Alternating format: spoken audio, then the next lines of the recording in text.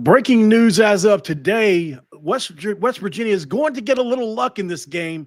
Jordan Tyson, one of the best wide receivers in all of college football, officially out versus West Virginia at Arizona State and Tempe. Let's talk about it. You are Locked On West Virginia, your daily podcast on the West Virginia Mountaineers, part of the Locked On Podcast Network. Your team every day. What is up, guys? Welcome back in. My name is Mountaineer Paul. I am your host. Welcome back in the Locked On West Virginia. This is the number one sports podcast network in the world right now, and we're so grateful for that. Thank you guys so much for joining in on this episode, guys, and we're here to talk about the West Virginia versus Arizona State game. Yes, this is a game preview, and to do this with me is somebody very special. Welcome in, Hode Robino. How you doing, man? I'm doing great. Mountaineer Pro, man. Yeah. Thanks for coming on. So obviously you cover the Arizona State Sun Devils through a website. What's that website called again? Yeah, website is Devil's Digest. We're the On3 affiliate for Arizona State. There it is. Thank you so much for coming on, man. Obviously news dropped today, which, we had heard leading up to today. West Virginia was taking the approach that he would play. Mm-hmm. It sounds like Jordan Tyson will not play in this game. And not only is he the best wide receiver on Arizona State's team, he's a top 2 wide receiver in the conference and a top 5 to 8 receiver in the country. So this is not just your regular starting receiver that's out, in my opinion. This is a guy that will be looked at for as a potential first or second round draft pick, similar to the kid that played in Arizona last year. I think they're kind of similar players. What are your thoughts on this? Is this a surprise for Arizona State fans, and is it a bummer as well? No, it's not a surprise. I mean, definitely a disappointment because, ever since quarterback Sam Levitt was ruled out for the rest of the year, ASU fans and coaches, for that matter, were hoping that Jordan Tyson could come back. So Jeff Sims, the backup quarterback, would have a reliable aerial target out there. But it really wasn't a surprise. Head coach Kenny Dillingham, even during the bye week, when he held a press conference, he did not think that Jordan Tyson was going to be back in time for the West Virginia game, probably more for the Colorado game, which is going to be a week from Saturday. And so today, when he made that announcement, that basically just reaffirmed what he was saying last week and even earlier this week, for a matter. Ironically, ASU, maybe did what everybody thought they're going to do, is run the heck out of the ball.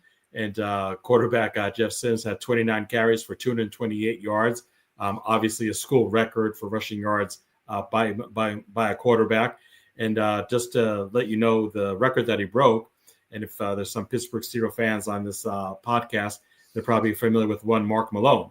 He was actually the quarterback for ASU in the early 80s. And he was like Frank Tarkenton back in the day. Good passer, but one heck of a running quarterback.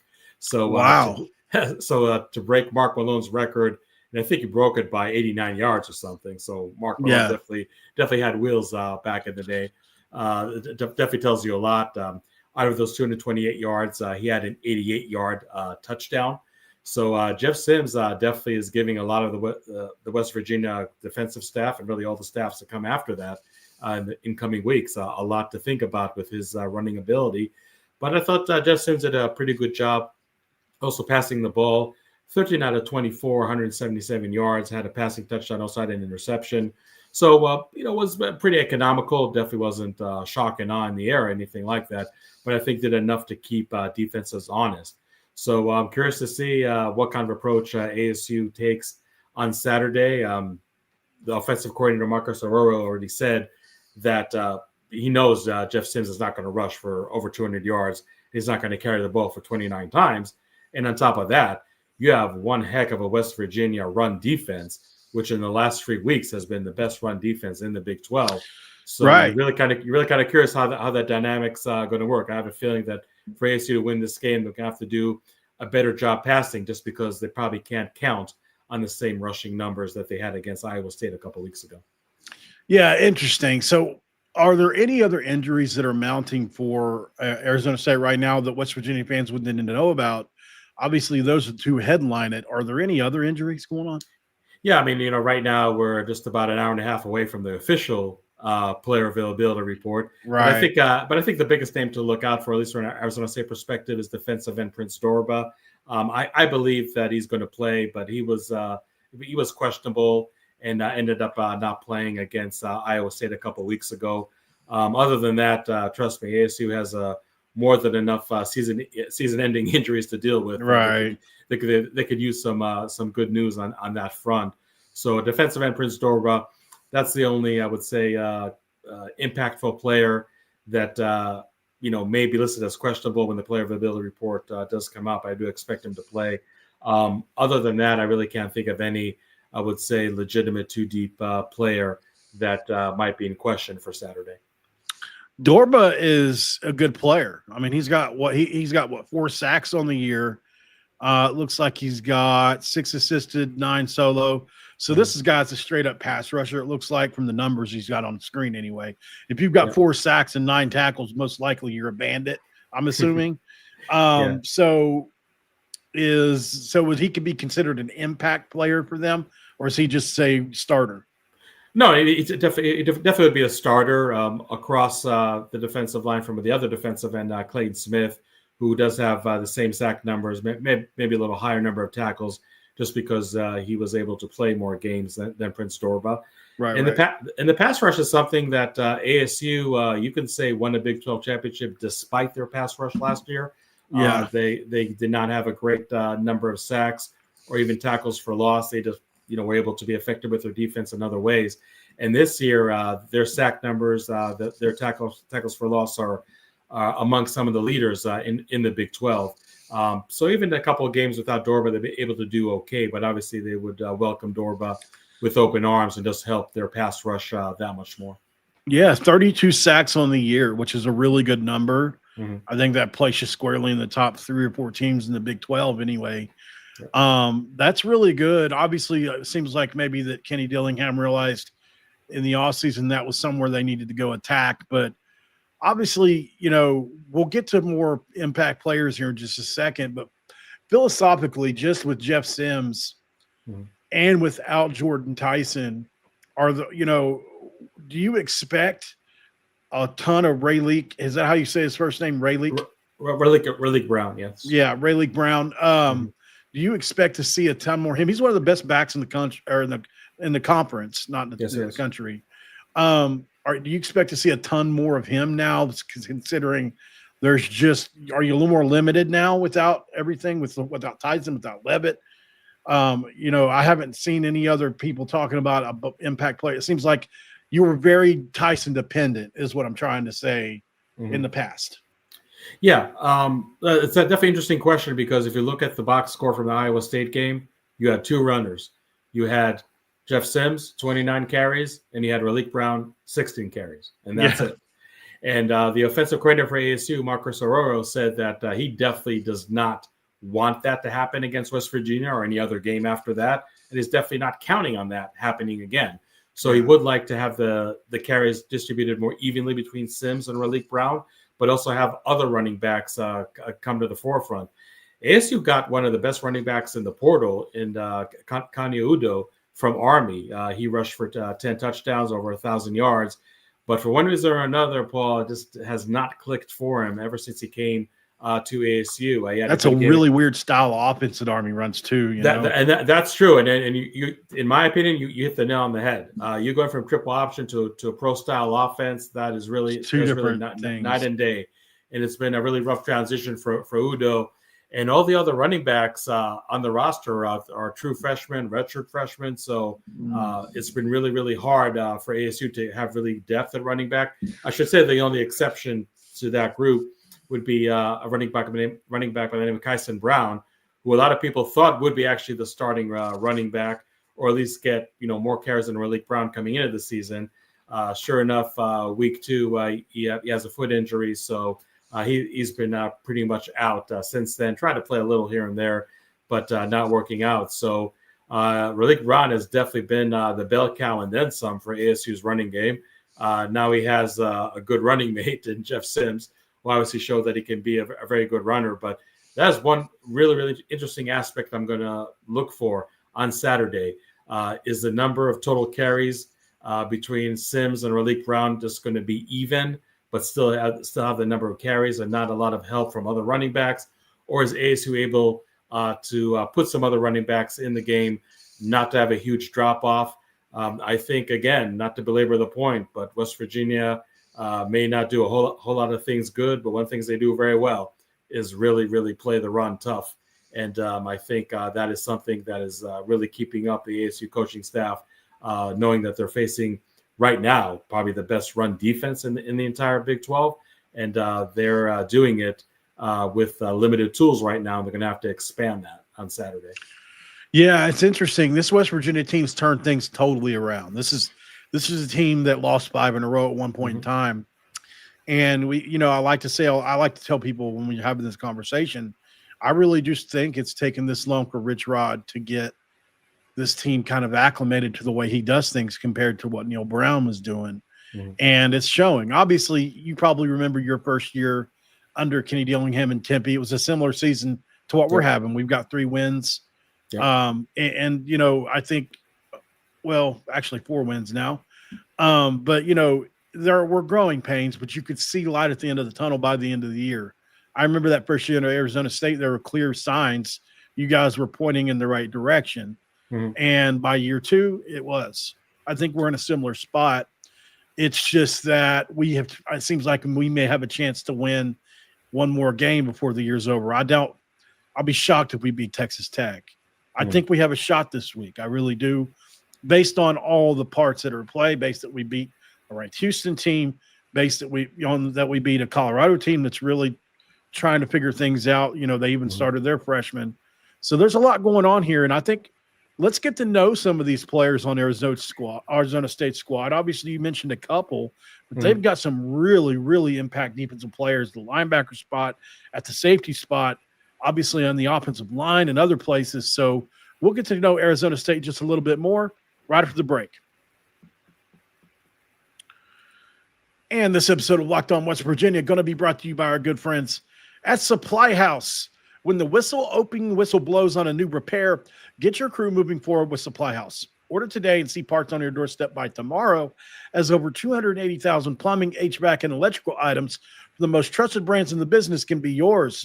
Their real-time inventory and honest lead times keep from putting projects, while their industry service, customer-leading service always has your blind side covered. Need parts fast for our project? Supply House has their next-day delivery for you. Talk about a game changer.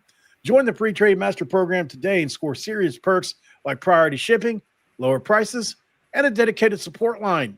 Visit supplyhouse.com today to sign up for free and use the promo code SHCollege5 for 5% off your first order. That's supplyhouse.com, where you can find real people and get real service. Back with Locked On West Virginia in segment 2, and I'm going to crack a Hode, as I do in segment 2. And I'm going to ask you a question, man. So this is a game I like to play where I mention a player, and you can add more, but I mention a player, and you tell West Virginia fans on a scale of 0 to 10 how worried they should be about them. Okay. Are you ready for the first one? Let's do it. Okay. How about Keyshawn Elliott? Oh, I would say a 9 at least. A great linebacker. Somebody who's been the leader, one of the leaders of the ASU defense ever since he got here, and really saving his best for last in his senior season. Martell Hughes. Martell Hughes is a backup linebacker, but very, very promising young player. He did not redshirt as a freshman, which I think was looked at as a surprise, but really made the most out of every rep that he take. I would say a solid 7. Definitely the foundation for the ASU defense in years to come. Is it Chamon or Kamon Mateer? Shaman Mateer, the tight end. I would put him probably at a solid 8. I think one of the best tight ends in the Big 12. You talked about the passing offense being so dependent on Jordan Tyson, and that definitely was the case, I would say, for the first half of the season. And that kind of hurt Shaman Mateer's numbers a little. But once the offense was incorporating the tight end more, Mateer has been solid. Kenny Dillingham, ASU's head coach, said he is definitely a Sunday player. He already had 4 games where he had 55 yards of receptions or more. So I think Jeff Sims, now that he's looking for other aerial targets when Jordan Tyson's not there, Mateer is one player who's going to look at early and often, and obviously had a good game against Iowa State. What about Jeff Sims? What would you put the worry meter at for West Virginia fans on the journeyman quarterback? Look, I tell you what, everywhere, man. He's like the Johnny Cash song. You have to give Jeff Sims his due after that Iowa State game. So I would probably put him at an 8. I mean, again, I'm not expecting him to run 228 yards. Definitely not against a run defense like West Virginia. But I think that he's coming back home. He's coming with some confidence, something that he really hasn't had in his 2 years at Arizona State. So I'm putting it a solid 8. I think he's going to have a good game. Doesn't have to duplicate the running numbers from 2 weeks ago. As long as he gets a good supporting cast around him on the ground and in the air, he'll be fine. All right. And let's get into some of your secondary players here. I had somebody circled. Where is he? Oh, yeah. Miles Rouser. Miles Rouser, nicknamed Ghost, because he really comes out of nowhere and lays the wood. He's definitely he's definitely the most violent tackler on this Arizona State team. I would put him at a solid 8. Sometimes he can lose his cool. Sometimes we got a guy like that. We do. So you always walk that fine line. Okay, you don't want to take the dog out of the player, but you got to rein it in. It's tough sometimes, and it is tough. He's definitely one of the more penalized players. I'm sorry, on this ASU team, but a solid, strong safety. I know that he's going to be a key player to stop that West Virginia run, which on the other side of the ball have been very effective. Yeah. Is there anybody else that I should mention here for Arizona State? I mean, you can just throw a couple players together if you need, whatever you want to do there. Educate us on some guys that we just need to be looking at Saturday. Yeah, again, we all know that FASU is going to win this game. They're going to have to do a very good job stopping the run. So CJ Fite, the defensive tackle for Arizona State, that's definitely going to be a key player for the Sun Devils, is having a very, very good year. And it's hard for me to see ASU stopping the run on Saturday without CJ Fite being a big part of that. Remains to be seen how much West Virginia is going to air the ball and how successful they're going to be. But cornerback Keith Abney is somebody who definitely has burst on the scene. Wasn't really unknown, because 2024 was a solid season for him. But this year, he's really taking his game to the next level.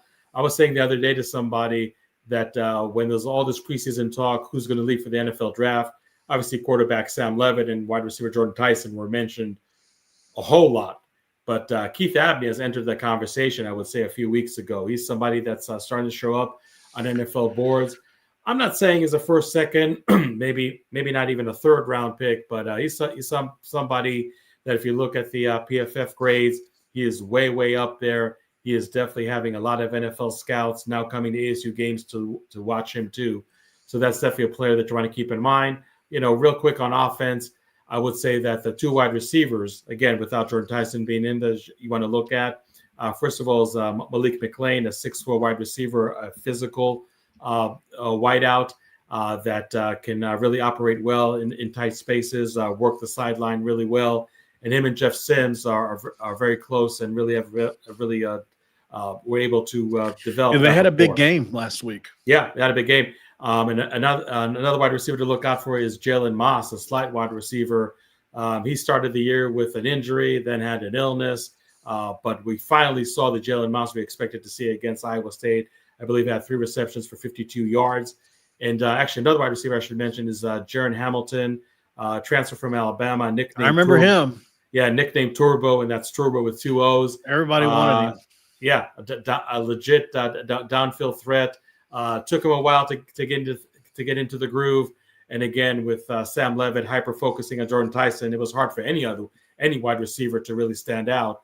But even when Jordan Tyson was still playing, Hamilton showed what a weapon he can be for Arizona State. So Jeff Sims does have some good weapons at wide receiver. Obviously, Tyson is a huge gap, but I think that Jeff Sims, especially with the confidence that he gained after that Iowa State game, definitely has some good wide receivers at his disposal. So those are some other players that I think West Virginia fans should be on the lookout for on Saturday.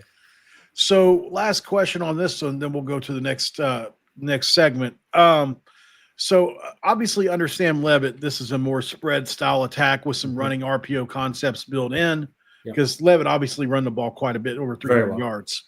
But still, you were relying more on his arm than his legs, so good passing attack, right?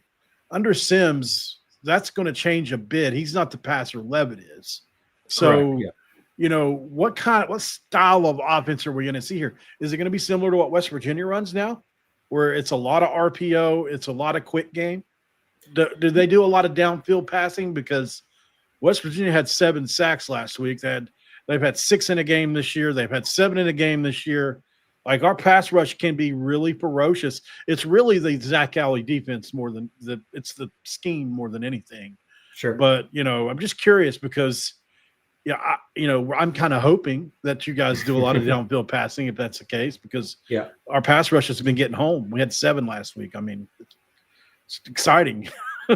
Yeah, the ASU offensive line has definitely been, I would say, a disappointing aspect of this team. But against Iowa State 2 weeks ago, they definitely played their best game of the year. That's a fair thing. And you guys have had 2 weeks to prepare for this game.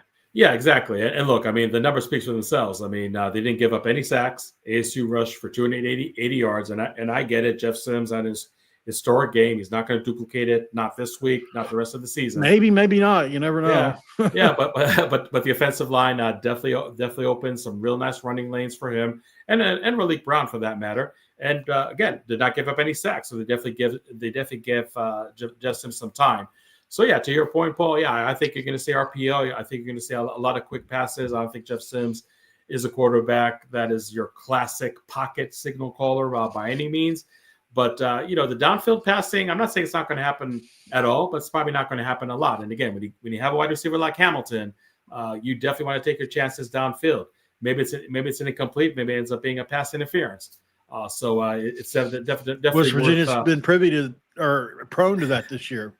Yeah, so I could definitely see some downfield passing, but no, that's not going to be the bread and butter at all. Like you said, a lot, Jeff Sims, the way he runs the ball, and we're having a running back like Malik Brown, you're definitely going to see a lot of RPO. And when you are going to see passing, those short to medium routes, Shamon Mater, the tight end that I mentioned, he's definitely going to be a weapon, definitely going to be a big part of that.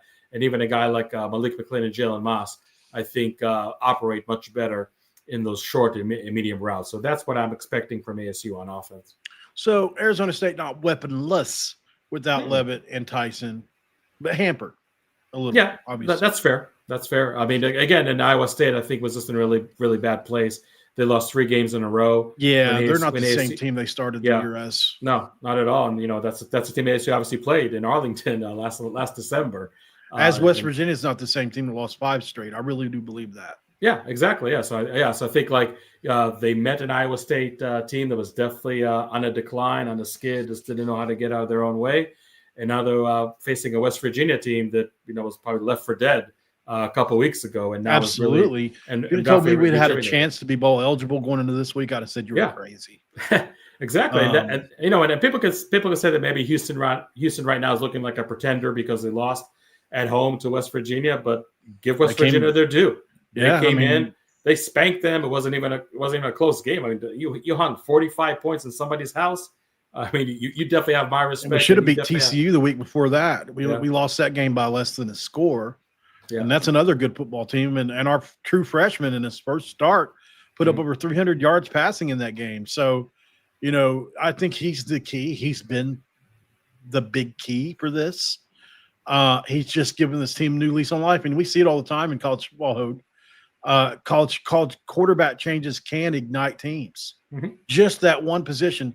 It's the most important position of all sports. I mean, you would have to say it's in the conversation, right? So absolutely. All right, let's go to break, guys. We'll come back. We'll do some game keys. We didn't get to that in this segment. Then we'll do score and prediction. What does Hode think Arizona State needs to do to win this game? What I think West Virginia needs to do, and who's going to win it, baby? We'll talk about that next. And this episode of Locked On West Virginia going to be brought to you by our friends at FanDuel.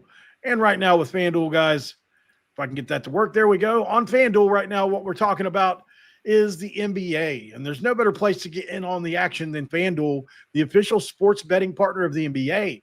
Even if you miss the start of the game or want to ride the hot hand, FanDuel has live bets on everything from who will score next to fourth quarter comebacks. Plus, you can even combine your live bets into a same game parlay. That's for a shot at a bigger payout. Pretty good deal. Keeps every game exciting, especially when your team's making that late push. Right now, FanDuel is giving you $300 in bonus bets when your first $5 bet wins. You can't win if you don't play. Head to FanDuel.com to sign up for your game and play your game with FanDuel, the official sports betting partner of the National Basketball Association. We back. It's Hode Rabino. Cool name, man. Appreciate you for joining in. He's been covering on the beat since the 2000s, he said, early 2000s, when Rich Rod's first go around in Morgantown. How aware you think Arizona State fans are of, obviously they know Rich Rodriguez and because of the Arizona stint, I think you could probably speak to it because of how bad that Arizona job has been and for such a long time. Mm-hmm. Rich Rodriguez has probably been still even the most successful coach there, maybe outside of Jed Fish, in the last 30 years. Obviously, he got fired for off the field issues and not on the field issues. Correct. We don't want to go there necessarily, but how do Arizona State fans know how good he was at West Virginia the first time around? They know how good he was in Arizona. I mean, a painful memory, and any ASU fan watching this right now is not going to want me to bring it up, but you got to bring it up. There was a game in 2016. ASU played in Tucson against U of A. And when Rich Rod realized that ASU really couldn't stop the run that much in the first half, he ran the ball the entire second half. That's the famous story he talks about where he ran the same play. I'm sure he's talking about it. About it. Now, 28 times in a row he ran the same play, he said. And ASU defense obviously gave up, even way back in the first half. The second half was just, icing on the crap cake. But, I think ASU fans are very, very well aware of Rich Rodriguez and how good of a running game he can have. And even in 2014, there was another game in Tucson between both teams where the winner would go to the Pac-12 championship game representing the South Division. And U of A won that game too. So I think Rich Rod already said in his press conference a couple of days ago that he knows he's going to hear it from the ASU fans. So, yeah, he said that. There's definitely not a lot of love, but I think deep down there's a lot of respect. There's respect, that some of the better U of A teams that we've seen in the last 15 or so years was when Rich Rod was the head coach. And that's not to take anything away from Jed Fish, who also had a successful tenure, albeit a shorter one there in Tucson. So ASU fans know that Rich Rod does have a lot of kinks, a lot of gimmicks on offense, and a lot of it centers on the running game and how creative he gets with that. And he definitely has the full attention and the full respect of both the ASU staff and the ASU fans. Yeah, it's definitely a style of ball that when it's working, it's devastating to go against when it's rolling, because you're snapping the ball every 7 seconds, which a lot of teams do that. Mm-hmm. But a lot of teams don't do that with a running mentality. It's most teams do it with the passing mentality. It's like Dana Holgerson or whoever. So, all right. So if Arizona State's going to win this game, give me a couple game keys. What do you think needs to happen in this game for Arizona State to win? And then you can tell me what you think is going to happen after that. Yeah, I think for ASU, it's really simple, and it might be like the most boring answer in football, but that's okay. Run Football the ball. Can be that way. Run the ball, stop the run. And we're just saying that because you just look at the numbers, okay, when you get away from the cliche. West Virginia is probably not going to punish you in the air, and West Virginia is probably not going to really slow down your passing game that much, not so much from a pass rush perspective, but just from a coverage perspective. So I think ASU did prove against Iowa State that they're able to control the line of scrimmage. It already had one of the best run defenses in the conference, and I know it's a heck of a challenge this week. But I think that if you're ASU, you rather not face a team that passes for like 300 yards a game, because against some of the better quarterbacks like at Baylor and TCU, ASU won, but ASU barely won. Because those quarterbacks were putting up some pretty serious numbers in the air. But really stopping the run, that's ASU's forte, and that's something that they're able to do every Saturday, and they'll have to do this Saturday without a doubt. On offense, like I said, there's not going to be some kind of balance between the pass and run. ASU offense can't be that one-trick pony, and they're facing a much better run defense in West Virginia than they did 2 weeks ago against Iowa State. But just really establishing that run, so the West Virginia defense is forced to respect the passing game with Jeff Sims and with the wide receivers and the tight end that I mentioned. Those are basically going to be the key. Just one more point I wanted to mention. West Virginia in passing downs on offense. That's really where ASU wants the West Virginia offense to be, because as much as early as often as they're going to be behind the sticks, I think it's going to be much easier for this ASU defense to slow down this Mountaineer offense. Yeah, hopefully for you guys. I'm sure that's how you're feeling for sure. Mm-hmm. I think West Virginia, it's going to be interesting, right? I think there's a couple of different ways you could attack this Arizona State team now that Sam Levitt's out and then Jordan Tyson's out. And sounds like you still have some playmakers at wide receiver and a couple that maybe haven't stepped up yet that you guys feel like can. I mean, obviously the Alabama kid and the other kid, Moss, obviously really talented, but they haven't done it yet. So if I'm West Virginia, I figure out a way to make Jeff Sims one-dimensional in the passing game. That's the simplest way to beat Arizona State in this game. You make Jeff Sims beat you with his arm, and if he does, you live with it. And West Virginia is willing to give up big plays if they can get 5 or 6 sacks. That's what they did last week. That's why they give up so many passing yards. And Zach Alley, he refers to it as empty calories. They'll let a guy throw for 300 yards on them. It doesn't really matter as long as you're keeping them. If you get 6 or 7 sacks, you're probably going to get an interception or a fumble or both if you do that. And also you're going to win the field position battle. So you give up some big plays, but you gain field position or interceptions or fumbles or just turnover on downs or whatever as a result. So I think that's the way they'll probably go after it.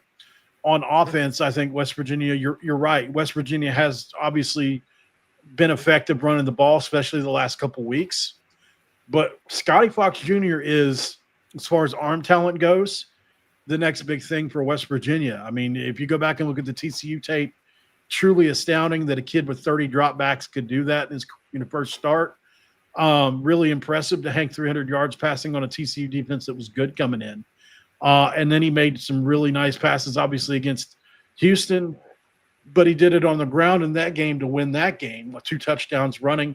And Scotty Fox is a very – actually, Sam Levitt, he's a similar style player as Levitt. I'm not saying he's Levitt. I'm just saying he can run and he can pass. So I do think that we're capable of doing either. It really just depends on how synced up they are in the passing game, because obviously Cam Vaughn, I think, is still a top 5 receiver in the conference that unfortunately hasn't been unveiled as much as he could be this year, but he is super dangerous. So if they're hooking up, it's going to be interesting. Anyways, get off my little soapbox about all that. I think as far as game keys go, I think West Virginia, if you look at Arizona State's defense, they stop the run. They've done it all year pretty much. You guys have a really good defense overall, and that you've been beaten through the air. So I think West Virginia is going to have to hit a couple things through the air this week to win the game on the road and keep the crowd quiet. West Virginia won on the road and beat Houston. I think they're capable of doing it here too. I think they're similarly talented as far as talent-wise. Both teams are similar, but you have to give Arizona State the edge even without Levitt and Tyson and talent. It's going to be an interesting game, Hode. I'm struggling with my pick. Let me hear yours first. Yeah, I said the line just around 11 points. And really? Yeah, and the reason I'm kind of hesitant, I mean, I think ASU should be favored at 11 points. This is an ASU offense, and even when they had Levitt and Tyson, and if anybody watched film and looked at the box scores, Levitt and Tyson, there were some games that they put on a show. Yeah, the Tyson really, I think, has cemented himself as a first round pick, and somebody would say a top 10, 15 pick overall. There's no doubt in the draft. But it's still an offense that against a Power 4 team has not scored more than 27 points. So when you see a line, so when you see a line that is ASU favored by 11, it's like I think West Virginia might be capable of getting past 27. Maybe it'd be close. I'm not so sure about that. But let's put it this way: I don't think ASU is going to have like a shock and awe, offense and just light up the scoreboard, because they haven't done it until now. So why should that change without Sam Levitt and without Jordan Tyson? I'm not taking anything away from Jeff Sims, because he definitely has his own set of skills that. And now what you want to do is on tape as well. Yeah, exactly. That's an excellent point. I probably should have brought up that earlier, that now the book is out on Jeff Sims. Right. And West Virginia didn't have 2 weeks to prepare for this game like ASU, but nonetheless. That's a big factor, though. Yeah. They know, they absolutely know what to expect right now from Jeff Sims. He's not, a jack in the box for them. My prediction is 26-16 ASU, because I still believe this ASU defense, they do well against the run usually. I know it's going to be one heck of a challenge, but I think they can stop the run for West Virginia, and I don't think the West Virginia passing game will do enough damage to really tilt the scales in their favor. But again, whether ASU runs the ball really, really well or just runs the ball okay, because West Virginia run defense is obviously no joke, I still don't think that ASU is going to light up the scoreboard. So this is going to be, I think, a close game for most of the four quarters. And ASU, it might look like a comfortable win, 10-point win, but I think ASU is going to really have to bleed, scratch, and claw to get to that 10-point win on Saturday. Yeah, very fair points. And obviously, had you asked me a couple of weeks ago, I would have said no chance. This game has been marked off as a loss literally for weeks since 3, 4, 5 weeks ago. I've had this game as a loss. And I sit here tonight, objectively, I picked against West Virginia for 4 or 5 straight weeks. Mm-hmm. I picked them 2 weeks in a row. I'm not going to break the streak. I think West Virginia can win this football game. It's not the same team. And once Rich Rod gets a program turned, look out. I do think we have enough talent to compete. I think Arizona State has more talent in year 3 with Dillingham than West Virginia does in year 1 with Rich Rod. But I think the momentum that this team has, the belief factor, once Rich Rod gets a team, I'm telling you, once he gets a team turned and that belief factor is happening, he can be a force to be reckoned with. And you paid Zach Alley almost $2 million to leave Oklahoma, a sitting defensive coordinator in the SEC, to come coordinate this defense, and they've really been good. Lights out in all the last 3 games. Now, they have given up some yards, but like I said, that was due to the plan that they had in place for each of those games. And I think similarly in this game, if you had Tyson, if you even just had Tyson, I might go a little different route. I really think he's worth a touchdown. Mm-hmm. If you had Levitt and Tyson, I'm picking Arizona State. With Jeff Sims, maybe I'm wrong. Maybe he'll run all over West Virginia. They've definitely struggled with mobile quarterbacks at times this year. So this could happen. But I'm going to say that West Virginia is going to be able to keep him in check somehow. West Virginia has linebackers that can run. Maybe they spy him. Maybe they put Fred Perry, one of the best safeties in the league, on him. I don't know. But I just feel like this team is destined to finish strong and go into Texas Tech with at least the hopes of becoming bowl eligible. So I'm going to say West Virginia figures this thing out. Since you said 27, I'm going to say 29-26. West Virginia walk-off fashion leaves Tempe, and everybody's jaws are on the floor with the W. So ASU still doesn't score 26 points. No, they still don't score 27. Okay. You gave me my ammo right there. I think West Virginia is capable of getting to that number potentially. Mm-hmm. I mean, if you look at the last few games for West Virginia, the offense has been up and it's been down. Against TCU, it wasn't great. They had a bunch of it, but obviously turnovers played a part in that.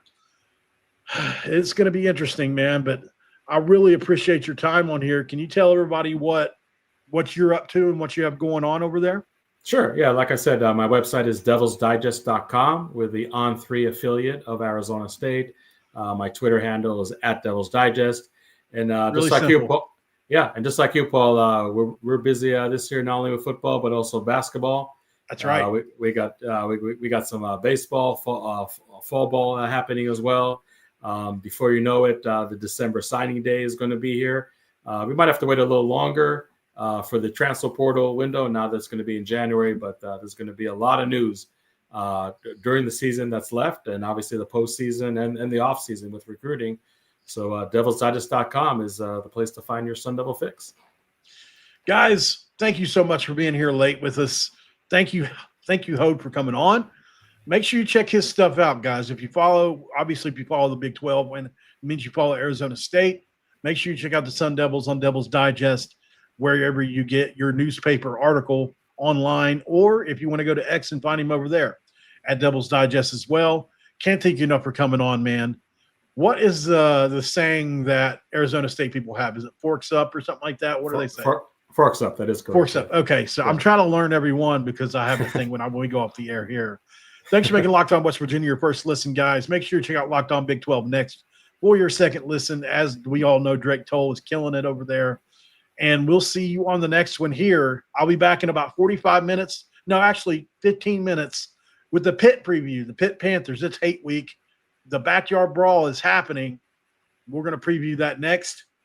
For Hode, for me, he says forks up. And I'm here to remind you not to ever forget to cue those country roads.